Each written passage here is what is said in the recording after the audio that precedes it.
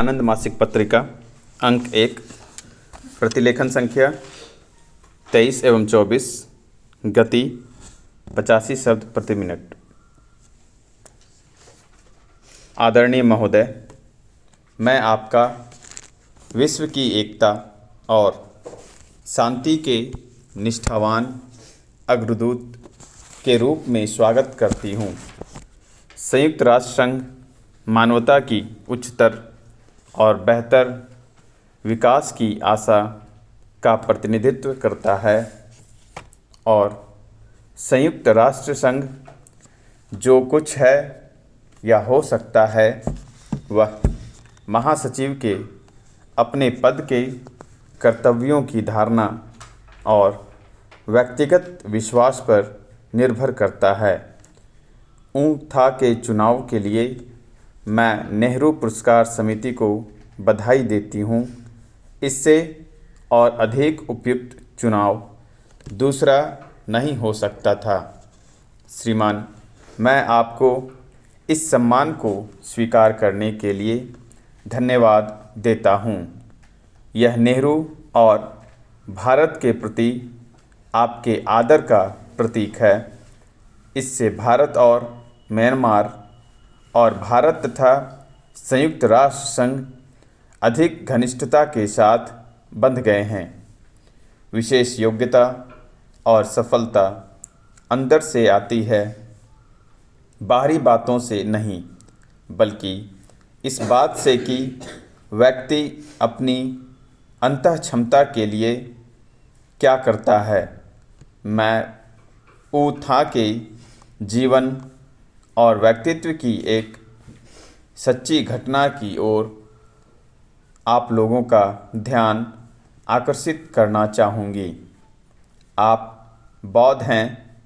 सब महान धर्म मानवता को परिष्कृत करने के प्रयत्न का लेखा जोखा है, किंतु बौद्ध धर्म में परमात्मा की महानता और प्रभुत्व के बारे में अधिक ना कहकर दया, शांति, सद्विचार, सद्व्यवहार और सदाचार की सर्वोपरिता को महत्व दिया गया है।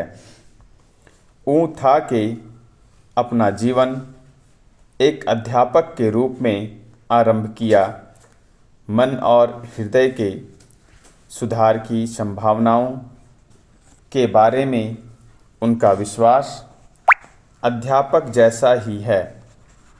अपने पास जो कुछ है वह सब दूसरों की उन्नति के लिए दे डालने का अध्यापक का गुण भी उनमें विद्यमान है।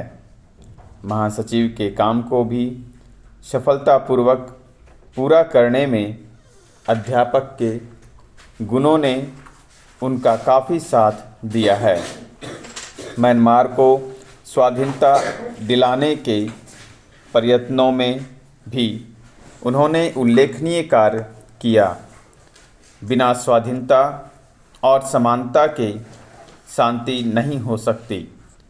स्वाधीनता और शांति के प्रति उनका प्यार उन्हें जवाहरलाल नेहरू से जोड़ता है। नेहरू का यह विश्वास था और उन्होंने इसकी घोषणा की कि शांति के लिए स्वाधीनता पहली शर्त है।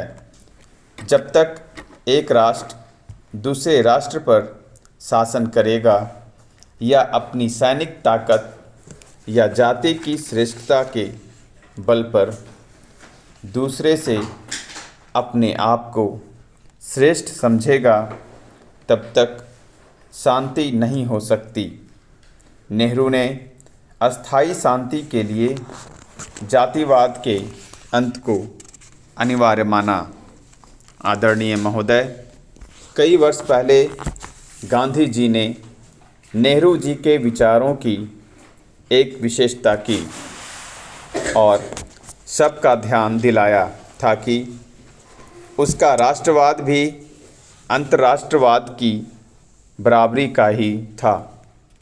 न तो गांधी जी ने और न जवाहरलाल नेहरू ने कभी ऐसा कहा, बस मेरा देश चाहे सही हो या गलत, इतिहास के अध्ययन के कारण जवाहरलाल नेहरू राष्ट्रवाद की सीमाओं को और संकीर्ण दृष्टि के खतरे को बराबर जानते थे। राष्ट्रवाद और धार्मिक अंधविश्वास तथा साम्यवाद और राष्ट्रवाद के मेल के बारे में वह खास तौर से शंकित रहते थे।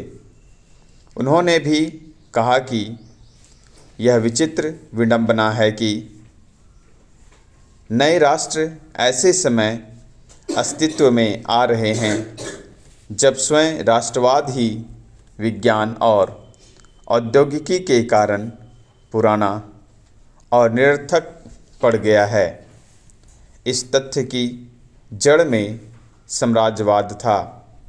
जवाहरलाल नेहरू चाहते थे कि राष्ट्र परिस्थितियों से ऊपर उठकर आगे की ओर देखें। श्री एटली ने नेहरू को नई आने वाली दुनिया का प्रथम राजनयिक कहा था। राष्ट्रीयता और अंतर्राष्ट्रीयता के टकराव के प्रति भी नेहरू सचेष्ट थे, किंतु उनके सारे प्रयत्न इस टकराव को हल करने के लिए ही थे। गहराई से सोच विचार पर निर्धारित अपनी विदेश नीति के द्वारा उन्होंने यह सिद्ध कर दिया कि भारत का राष्ट्रीय हित अंतर्राष्ट्रीय शांति के लिए निरंतर कार्यरत रहने में ही है। अशोक को संसार का सबसे महान राजा कहा जाता है। उसने भी यह उद्घोष किया कि सच्ची विजय शांति की विजय ही है। सत्य और अहिंसा पर गांधी जी के आग्रह और इतिहास के अपने अध्ययन से प्रभावित होकर नेहरू को सैन्यवाद से घृणा हो गई थी और यूनेस्को की इस घोषणा का समर्थन उन्होंने अपने पूरे हृदय से किया था कि शांति की रक्षा की व्यवस्था लोगों के मन में पैदा की जानी चाहिए। जहाँ तक गांधी जी और नेहरू के आदर्शों का प्रश्न है, उन्हें पूरा करने का हमारा प्रयत्न होगा। नेहरू जी की संयुक्त राष्ट्र संघ में बड़ी आस्था थी। उनका विचार था कि यह मानव की एकता प्राप्त करने और मनुष्य का भाग्य चमकाने की दिशा में एक अविस्मरणीय प्रयत्न है। संयुक्त राष्ट्र संघ के महासचिव की उपस्थिति में मैं आज विश्व शांति के लिए संयुक्त राष्ट्र संघ का पुनः समर्थन करती हूँ। हम संयुक्त राष्ट्र संघ के इस उद्देश्य को आगे बढ़ाने के लिए हमेशा सक्रिय रहेंगे। हम शांति और बातचीत द्वारा झगड़ों को निपटाने की पक्षपाती है।